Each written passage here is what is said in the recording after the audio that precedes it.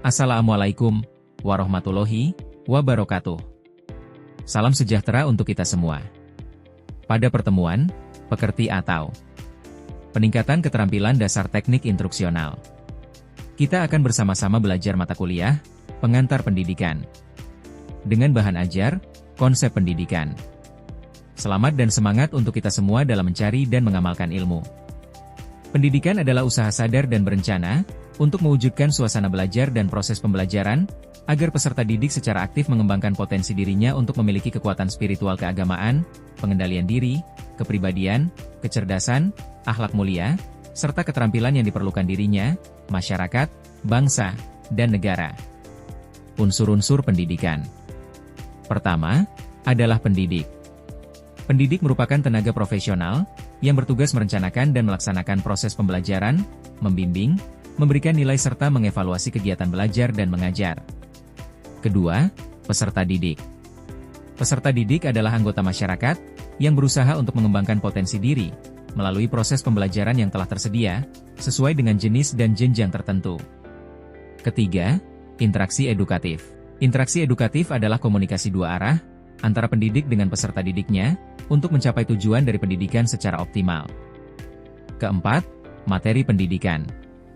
Materi pendidikan merupakan bahan yang diberikan, atau disajikan kepada peserta didik dalam proses kegiatan belajar mengajar berlangsung. Dan yang terakhir, kelima adalah lingkungan pendidikan. Lingkungan pendidikan merupakan segala sesuatu yang tampak, dan dekat dengan sekolah dan masyarakat atau warga sekolah, apakah itu lingkungan di mana sekolah berada, maupun lingkungan di mana pendidik dan peserta didik berada. Asas-asas pendidikan. Pertama, Asas Tutwuri Handayani. Asas Tutwuri Handayani memberikan arti bahwa peserta didik diberikan kesempatan seluas-luasnya untuk mengasah potensi diri secara mandiri dalam belajar. Ing ngarso sung tulada.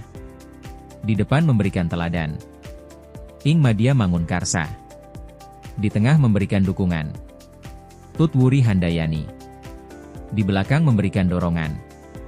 Kedua, asas belajar sepanjang hayat.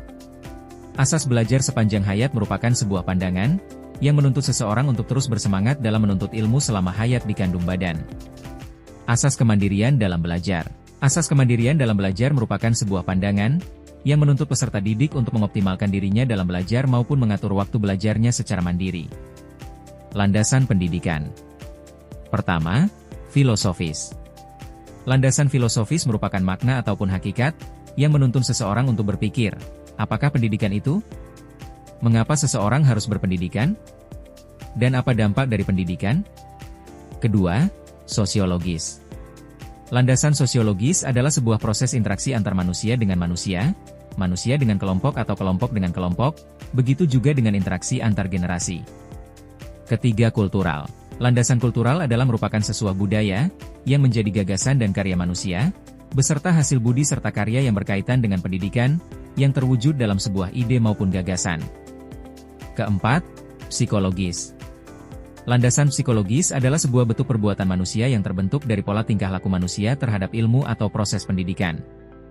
Dan yang terakhir, kelima, adalah landasan dan teknologi. Pendidikan harus terus-menerus beradaptasi dan mengikuti serta beradaptasi dengan gerak perkembangan ilmu pengetahuan modern dan inovasi teknologi, sehingga tetap relevan dengan perubahan zaman. Aliran pendidikan. Aliran pendidikan terbagi ke dalam 4 bagian, di antaranya. Pertama, aliran empirisme. Menurut John Locke, manusia dilahirkan tanpa membawa potensi diri, perkembangannya ditentukan oleh pendidikan dan lingkungan. Kedua, aliran nativisme. Menurut Arthur, manusia dilahirkan dengan pembawaan dan potensi dirinya, sehingga pendidikan dan lingkungan tidak mempengaruhi. Ketiga, naturalisme. Menurut J.J. Rousseau, manusia dilahirkan dengan pembawaan baik dan tidak ada satupun yang buruk. Yang terakhir, keempat, konvergensi. Menurut William Stern, manusia dilahirkan dengan pembawaan baik dan buruk, namun akan berkembang sesuai dengan lingkungan. Demikian, kita telah mempelajari tentang konsep pendidikan. Semoga apa yang telah disampaikan dapat dipahami dan bermanfaat. Terima kasih. Wassalamualaikum warahmatullahi wabarakatuh.